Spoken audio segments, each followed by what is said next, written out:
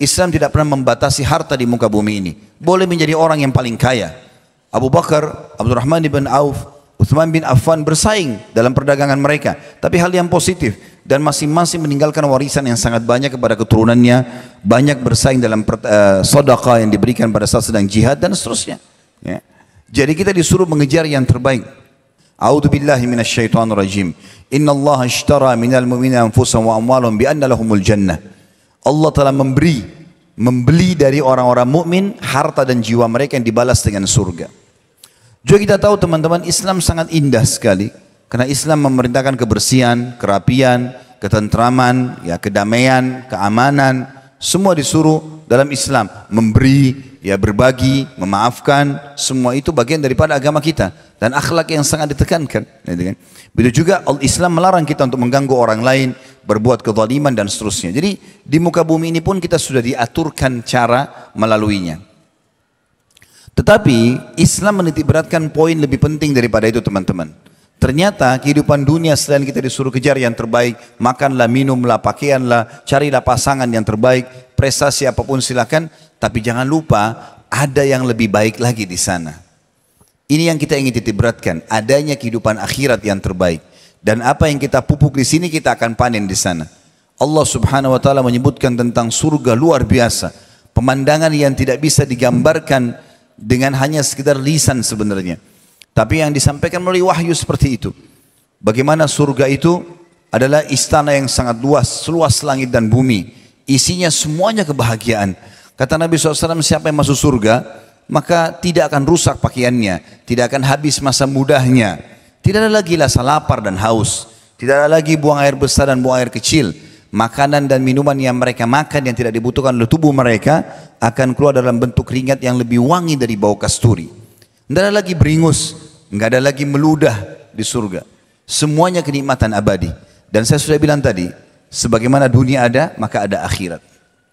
Teman-teman sekalian, Allah Subhanahu wa taala memerintahkan kita dalam banyak ayat Al-Quran yang akan saya bacakan sebentar lagi, agar kita menjadikan dunia ini penyebab kita mendapatkan yang terbaik di akhirat. Kejar terbaik sini untuk kita dapatkan juga yang terbaik di sana. Tapi bukan ini target utama. Kalau kita sudah menjadikan dunia sebagai target utama, maka kita bisa tidak mengenal lagi mana halal dan mana haram. Karena kita tidak yakin ada hisab pada hari kiamat. Maka kita main sikut sana, sikut sini, menjatuhkan orang, mengambil hak orang lain, dan ini berbahaya buat kita. Di awal-awal pertemuan ini kita renungi bagaimana ayat-ayat Al-Quran berbicara masalah apa yang saya sampaikan tadi. Dimulai dari surah Yunus ayat 24. A'udzu billahi minasyaitonir rajim. Innama mathalul hayatid dunya kama in anzalnahu minas sama'i fakhtalata bihi nabatul ard. Fakhtalata bihi nabatul ardi mimma ya'kulun nasu wal an'amu hatta idza akhadhatil ardu zukhrufaha. حتى إذا أخذت الأرض زخرفها وزينت وظن أهلها أنهم قادرون عليها أتاها أمرنا ليلا أو نهارا فجعلناها حصيدا كأن لم تغن بالأمس كذلك نفصل الآيات لقوم يتفكرون. Sesungguhnya perumpamaan kehidupan dunia ini adalah seperti air hujan yang kami turunkan dari langit. Lalu tanam-tanaman di bumi ini tumbuh dengan subur disebabkan air itu. Di antaranya ada yang dimakan oleh manusia dan binatang ternak. Hingga apabila bumi itu telah sempurna keindahannya dan memakai semua perhiasannya, maksudnya pohon-pohonnya telah hijau, buah-buahnya sudah keluar dan mau matang, orang-orang akan panen, dan pemilik-pemiliknya mengira bahwasanya mereka pasti menguasainya, bisa panen hasil-hasilnya, tiba-tiba datanglah kepadanya azab kami di waktu malam atau siang. Lalu kami jadikan tanaman-tanaman laksana tanam-tanaman yang sudah disabit, seakan-akan belum pernah tumbuh kemarin. Demikianlah kami menjelaskan tanda-tanda kekuasaan kami kepada orang-orang yang mau berfikir. Dari ayat ini Allah Subhanahu wa taala ingin menekankan kepada kita bahwasanya dunia kalian akan lalui dan tinggalkan. Ya, sebesar apapun upaya-upaya yang sudah kita lakukan di muka bumi ini, kita akan tutup nanti dengan kematian dan kita akan menuju ke akhirat. Perumpamannya seperti air hujan yang menurunkan, turun dari langit lalu tumbuh tumbuhan kemudian banyak berbuah dan kita ingin ambil hasil panennya, tapi ternyata Allah SWT datangkan bencananya lalu kemudian hilanglah semua itu. Artinya kehidupan dunia ini akan sirna.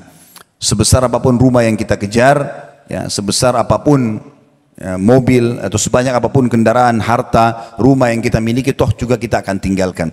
Maka beruntung sekali orang yang memahami masalah ini sehingga mereka menunggangi itu untuk kehidupan akhiratnya. Artinya bagaimana dia menghubungkan antara apa yang dia dapatkan dunia ini untuk dikejar yang terbaik di akhirat sana.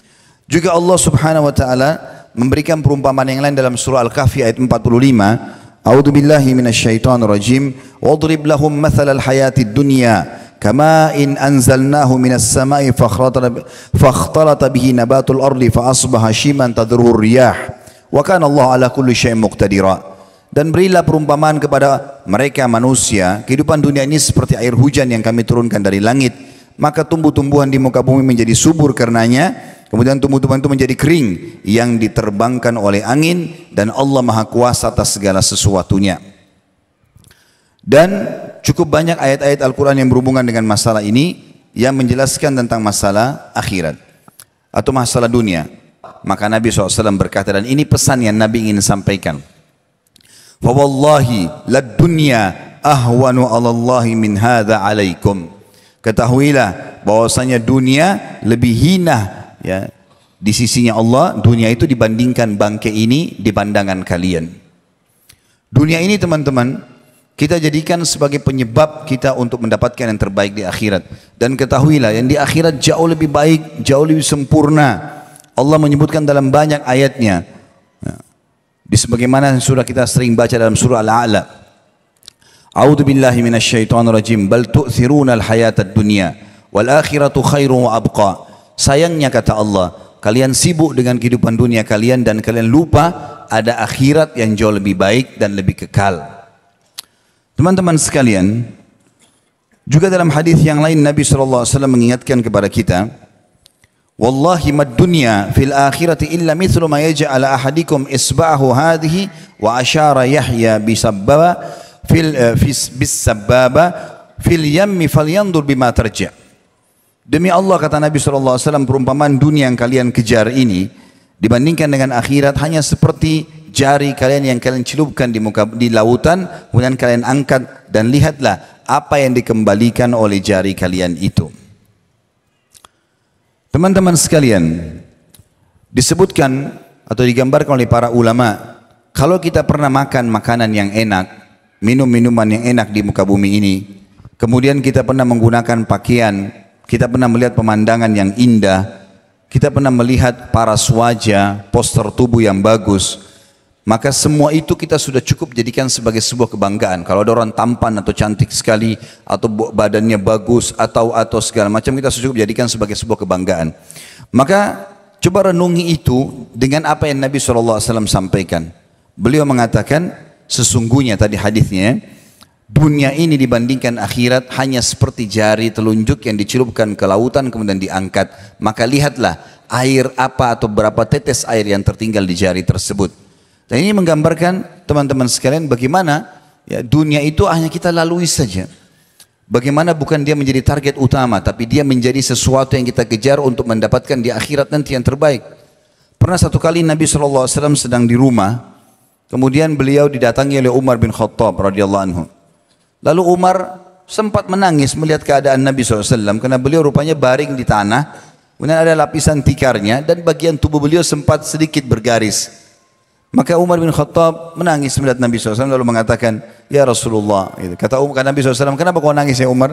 Dia bilang, ya Rasulullah, sesungguhnya Kaisar Romawi, ya, kemudian Kisra Persia, raja-raja mereka, Najasyi di Afrika, mereka punya dayang-dayang mengipas-ipas mereka terus dipan-dipan yang empuk, gitu kan? Makanan-makanan yang empuk, buah-buahan yang banyak, sementara anda sendiri seperti ini, anda adalah Nabi dan Raja kami. Lalu Nabi SAW lagi baring, kemudian duduk. Lalu beliau mengatakan, Afi syakkin anta ya ibn Khattab. Apakah kau ragu wahai anaknya Ibn Khattab? Sesungguhnya kita memiliki akhirat dan mereka memiliki dunia. Ya. Kita targetnya adalah akhirat, bukan ini. Gitu. Kemudian Nabi SAW mengatakan, ketahuilah bahwa seandainya kalau dunia ini punya nilai di sisi Allah Subhanahu Wa Taala, maka dia hanya akan senilai dengan sayap seekor lalat saja. Maka tidak ada nilainya. Gitu. Sebagaimana kita tahu dunia ini kita laluin generasi demi generasi sama. Berapa banyak orang sebelum kita subhanallah yang sama dengan kita.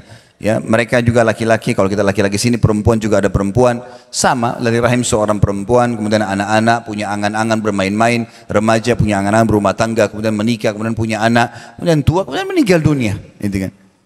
Orang yang cerdas adalah orang yang memikirkan, oh kalau ini semua akan saya lalui, bagaimana saya tunggangi ini untuk menuju kepada akhirat.